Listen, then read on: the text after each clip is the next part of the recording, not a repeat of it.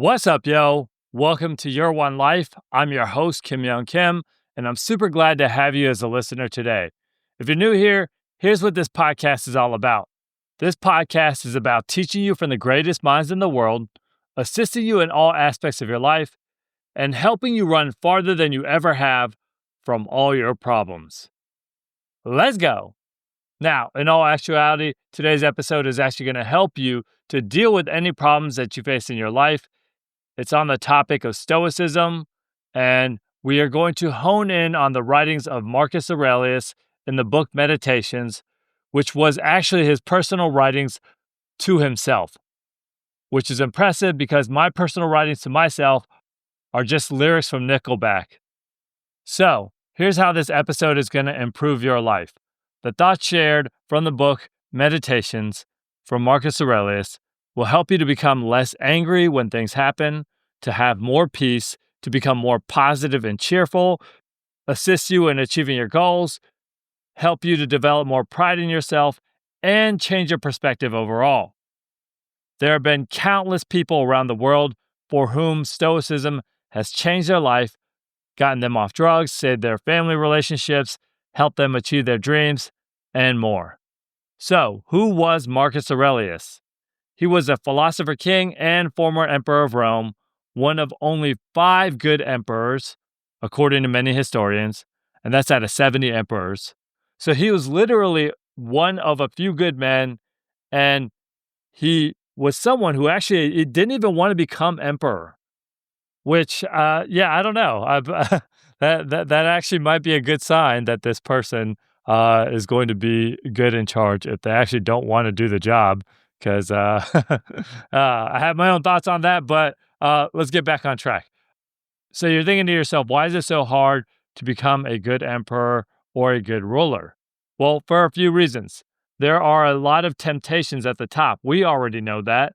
We already know all of the things that you could get into when you are on top. And also, your ego is hard to keep in check when you're the emperor, when you're the king, because you can make it all about yourself, especially when your name is on everyone's lips. And real talk, that's like being on TV every single day. And that can become problematic. I mean, look at what it's done to Judge Judy. But also another reason why it's hard to be a good emperor is in order to rule well, you have to have mastery over yourself. And mastery over yourself is difficult, but it also unlocks so much.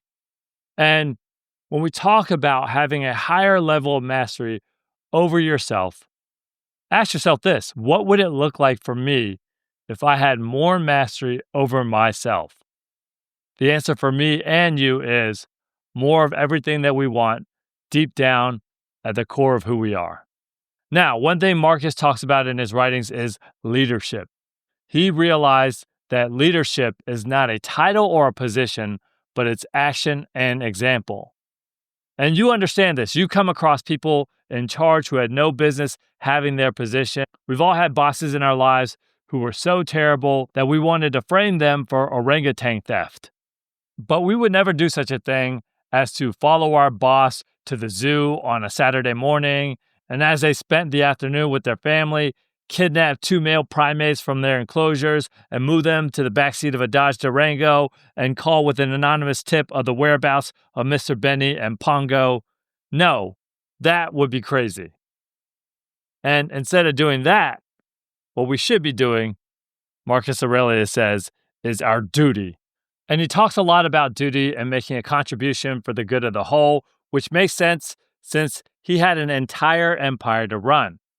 And he shares that every morning when you wake up and you want to stay in bed, tell yourself that as a human, you have to go to work because it's what you were made to do. It's your duty. We were made to work, not only just to work, but you definitely weren't made to sleep. You weren't made to, quote, huddle under blankets because it's nicer here, end quote. And he asks us this question: what meaning do you get out of feeling comfortable versus doing the work? And yes, work is not the only thing that gives life meaning, but it is so much more meaningful than feeling comfortable. So no matter what you do as an occupation, tell yourself that the work needs to get done, so I need to get going. If you're a professional wrestler, tell yourself, these bodies ain't going to slam themselves, are they? And if you're not a professional wrestler, ask yourself, what the heck am I doing with my life? Because you should be wrestling every night. And speaking of your life, he says the focus must be on your character and attaining goodness. Quote, don't let anything stand between you and attaining goodness, not the applause of the crowd, high office, wealth, or self-indulgence. End quote. And that's real. These things that stand between us and goodness have a payoff.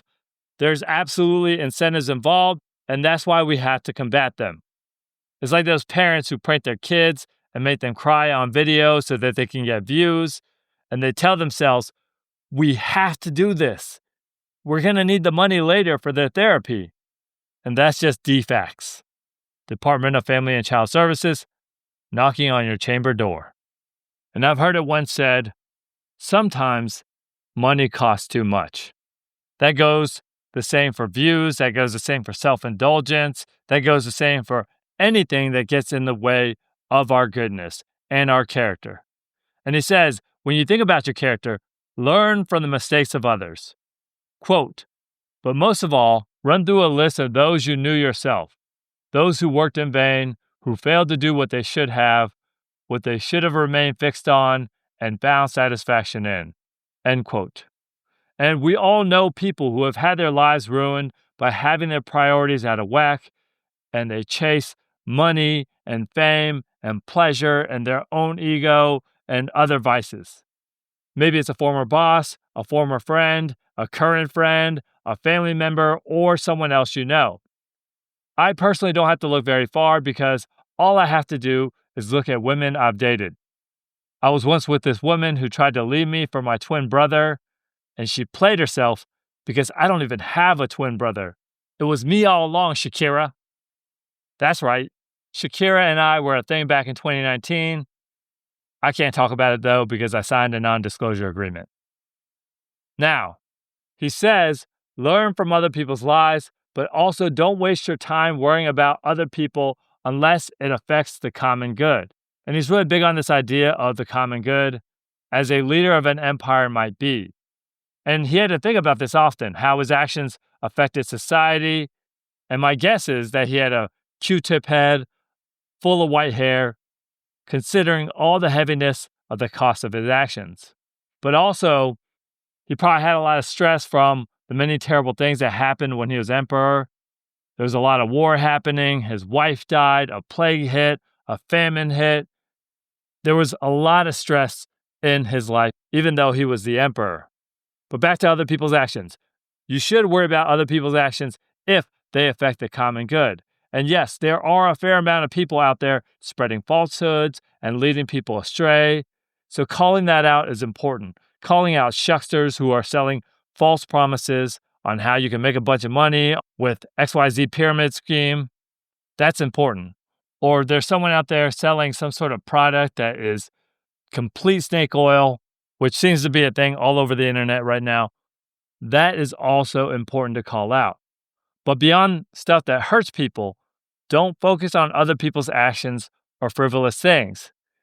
He says, quote, don't delve into things that lie beneath, which is a lot of stuff on social media, in the tabloids. You shouldn't be spending your time on search engines trying to find paparazzi photos of me and Shakira.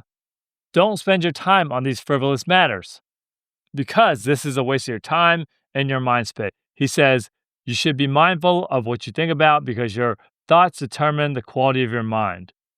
Quote, your soul takes on the color of your thoughts, end quote. So, if your soul takes on the color of your thoughts, you need to think about things that are important and noble and good and helpful towards your life and to society. Don't waste your mental energy on petty, inconsequential things because what's the point? I know a guy who gets worked up about people who bring their own food into a coffee shop. And I'm just like, yo, it's not that serious, dude. People are going to be people. People are going to do what they do. It's not something worth worrying about. And as you think about things that you're worrying about, and he says, don't worry. And he says, worrying is a waste of time. But as you do, ask yourself this question: does this matter? And if the answer is no, don't think about it, especially if you can't do anything about it. Speaking of which, lately I've been having to tune out almost everything, particularly with the news. I never watch the local news anyways, because it's mostly reporting on things that are terrible, like robbery, murder, another pit bull concert coming to town. Seriously, who goes to these things anyways? So I ignore local news for the most part, but national news I've been paying attention to, and lately it's been making me very anxious. And that's what it's meant to do. It's meant to make you anxious and angry, and that's what keeps you watching it, right? So the other day, I put all my devices away, and when I did, my day got better, my mood got better, my sleep got better, and my outlook did too. And as I say, tune all that stuff out. It's not about saying everything's fine. It's not about living under a rock, but it's about taking the Stoic advice of not worrying about things that are outside of our control. And he repeats this throughout his writings, that the only things we should focus on are what's in our control. You can't control what's happening in your city, in your country, and even in your neighborhood. And so because of that, I don't even look at what's happening in my neighborhood through my Ring security system app, because it's always my neighbors posting something like, oh, these porch pirates hit my house again, or were those gunshots or fireworks? Or who's that handsome Asian man who's always picking up trash? Which is kind of rude to me, because I would never call the women that I pick up trash. But real talk, not paying attention to what's happening in my neighborhood has made my life better. And he talks about how to make your own life better. He says, happiness is an inside job. And he says, you got to learn to be cheerful, quote, without requiring other people's help or serenity supplied by others, end quote. And that one hit me hard, because the messaging we've been given is that happiness is out there somewhere or through other people, which your relationships are a big part of your life and what makes life meaningful, but they're not everything. And also what happens when you can't interact with people for one reason or another. If that's the case, are you going to experience loneliness, which is negative, or solitude, which is positive? Now, there's a story of a man who was a POW in the Vietnam War for 7 years, and for 4 of those years, he was in solitary confinement. And what he did is he actually tapped into Stoic philosophy so that he would survive. And that's what we got to do as well. We got to survive, we have to thrive, and we have to follow Stoic philosophy. And what Stoicism teaches is don't let your circumstances determine your happiness, because your circumstances are outside of your control. I have to remember this every time I'm sitting in traffic or dealing with a crazy driver on the road, which is often. But yeah, that's going to make your mental health so much better when you just say, yep, traffic is a part of life. It's outside of my control. Yep, crazy drivers show up and they're also outside of our control. So anything that's outside of your control, don't worry about it. And this is a repeated message in Stoic philosophy and in this book. Focus on what's in your control, which reminds me of a quote by Naval Ravikant that goes, a rational person can find peace by cultivating indifference to things that are outside of their control. And what that basically means is you're going to be peaceful if you just say anything that's outside of my control, I don't care about and I'm not going to worry about, right? And that's what Marcus Aurelius says. And he also says, don't worry about things, and for sure, do not catastrophize. And one thing I've learned in life is most of the suffering that we experience as people is over stuff that never happens. I mean, you know how many times I've worried about people finding out that I'm Banksy? That's all I worry about. Has it happened yet? No. Okay? So stop worrying, people. All right, so back to the idea of things that are outside of our control. He says, we have to learn to accept that some things that we consider bad are a part of life and not something to complain about. And I know that's a hard thing to hear, but It is true, and I'll explain it in a second. But he also does say if something is bad and we can change it, then he tells us to do that. He says, quote, if the cucumber is bitter, then throw it out, end quote. Yeah, if something is bad in your life, just get rid of it, right? Get it out of your life. But also, some of the bad stuff in our life is just a byproduct of life itself. And we just need to accept it. He said it's ridiculous not to accept the bad stuff. And to me, it's like complaining about sweating when you do a hard workout. Of course, nobody likes to be sweaty, but that's what happens when you do 6,000 burpees in a row, like I do before every podcast recording. So, what you got to do is you just have to accept as a fact of life that things you don't like are a part of it. And that's just normal. I personally live on a street where a lot of people throw trash on the ground. So what I did is I tried to get people to stop doing that, and I put up a trash can to encourage people not to litter, but to be responsible. Well, here's the deal. Most people don't use it, and I'm frequently picking up trash, and I've just accepted that as a part of living down the street from a corner store. Well, guess what? If the cucumber is bitter, I can always move. Or not wine. Those are my only rational options. Now, when it comes to the bad actions of others, I'm sure you already know what his advice is, which is to judge them like Judy, or just learn to accept them. He says, quote, it is silly to try to escape other people's faults. They are inescapable. Just try to escape your own, end quote. I remember back when I was in college, I was speaking to my mom, and I was naively telling her that I can try to change somebody. And she said to me, think about how hard it is to change yourself. Changing yourself is hard enough. Changing other people is nearly impossible. And I realized at that moment she was right. And the only rational thing we can do, and the only thing we should spend our efforts towards, is to try to escape our own faults. Now, with all that being said, should you have boundaries with people? For sure. Avoid negative people. Avoid people who are always complaining. Using the phrase, I gotta go now, is something you should probably say often. Or maybe you should suddenly remember that you left the oven on at home. Whatever gets you out of those conversations with the Colin Robinson energy vampires of the world, yes, do that. But Marcus Aurelius says the one thing you should do for others, and I'm sure he's talking about the people that are in your life, is he says you should try to guide them toward the light. And the cool thing about self-development is the better you become as a person, the more influence you have on others. I personally buy less stuff online and in person because a good friend of mine is someone who practices minimalism. And the beauty of life is what we can do is we can have an impact on others. But as we think about others, one thing that Marcus Aurelius says is don't care about what other people say, don't care about what other people think or what they do. Only care about what you do, which is something that becomes easier the older you get.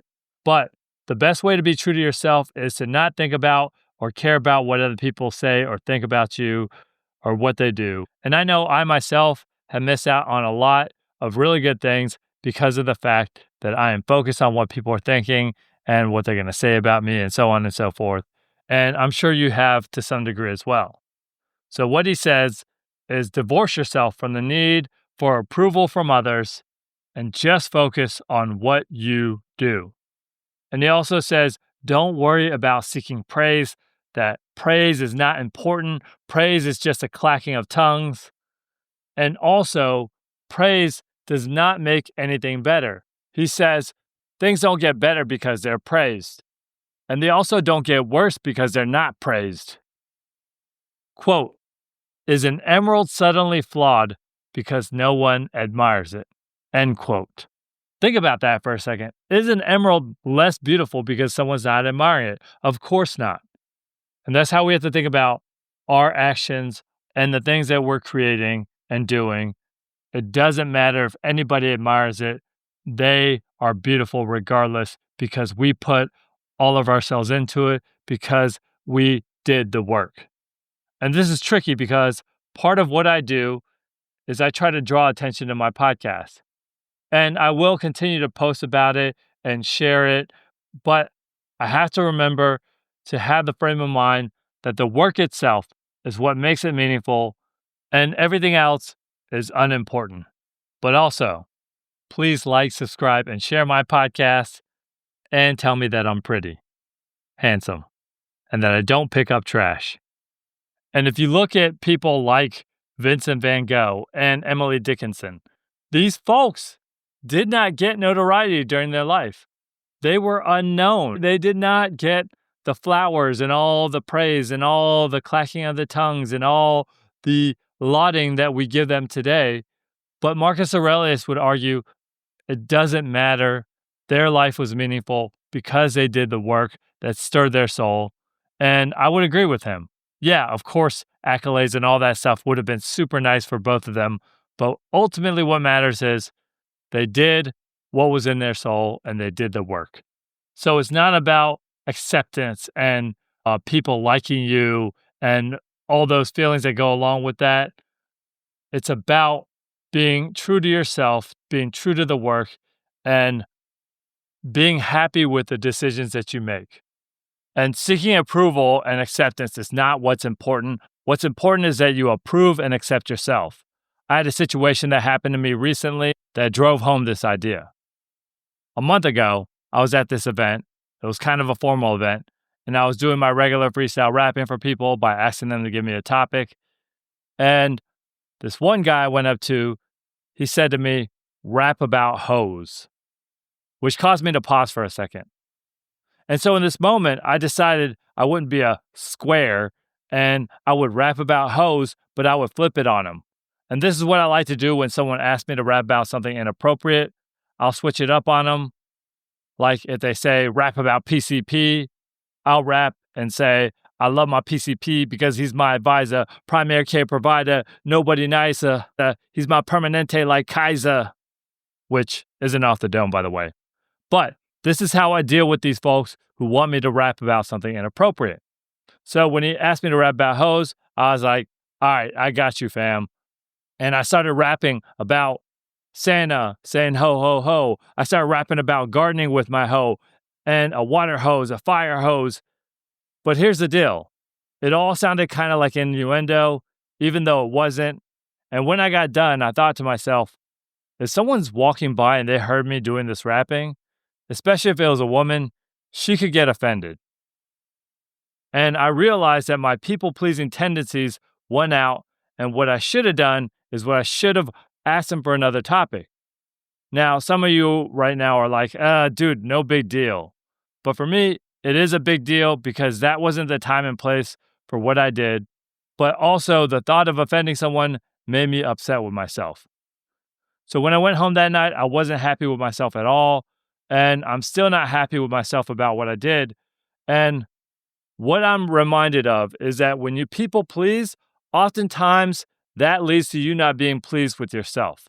And that I do not need acceptance from others. I need acceptance from myself. And I need to always hold true to my principles and what I think is right so that I continue to do things that my future self is happy with and not regretting. Because I never want to do anything that makes me dislike myself. I want to do things that my older, elderly self is happy with, even though my elderly self isn't promised. Now, one thing Marcus Aurelius says is life is short and you could go at any time. Marcus Aurelius talks about this throughout his book. Here's what he says. Quote, "You could leave life right now. Let that determine what you say and think." End quote. Think about that for a second. And imagine that the last conversation you have on Earth being about Love Island. Ugh, that's terrible. But since life is so short, you have to focus on what matters. And you have to ask yourself this question frequently. A question that I got from the book Essentialism by Greg McKeown, which is, what's important now? I ask myself this question 10 to 15 times a day, and it helps to guide my day. It is my North Star to get me back on track and do what I'm supposed to do. And another question Marcus Aurelius says is to ask yourself, is this necessary? And if it's not necessary, it may be something you need to cut out of your life. Because what Marcus Aurelius and Stoicism teaches is this will all come to an end for all of us one day. That death is a part of life and you have to accept it because it's going to happen to you. And it's not to think about that in a morbid way, but it's a reminder to all of us, to you and me, that we must truly live when we're here and focus on what's important. I recommend to have some soundtracks in your life to really remind yourself of this on a regular basis. One song that I really like is I Lived by One Republic. And I love what he says in the song where he goes, I owned every second that this world could give. Saw so many places, the things that I did. Yeah, with every broken bone, I swear I lived. And I hope that you live. I hope that you just focus on the things that are important in this life. Focus on the things that are in your control and to understand that so much of this stuff is not important. But what is important is reevaluating your life and getting your priorities straight and taking on challenges so that you can become the best version of yourself and so that you can have a life where you don't have a bunch of regrets, but you have a lot of joy and a lot of pride of who you decided to become. All right, so that's the end of the episode. Thanks so much for listening. If you're new here, don't forget to hit follow so you won't miss future episodes. And also remember that you can leave a comment on YouTube or Spotify, and you can talk about what piece of Marcus Aurelius' advice you found most helpful. You can ask questions for me if you'd like, and you can also leave a review on Apple Podcasts. Here's a recent one by E. Ewing 390. Lots of powerful inspiration. I've been listening to Your One Life for a while now, and I enjoy Kim Young's ability to take in bigger amounts of content and deliver gold nuggets of info to us, his audience. Always look forward to hearing his take on the next book or interview. Thanks so much for the review, E. Ewing, and I'm glad that this podcast is having an impact on your life. Okay, so if you haven't left a review yet, please do so. It helps a lot with credibility and discoverability, and also getting bigger, better guests in the future. If you do leave a review, your review may be read aloud on a future episode. All right, so I want to give a shout out to my dude Siraj Rhett for making the instrumental for this podcast, and also shout out to you for the great things you're going to do with this learning. This is Your One Life. I'm Kim Young Kim, and I hope you have a great day, a great week, and until next time, peace!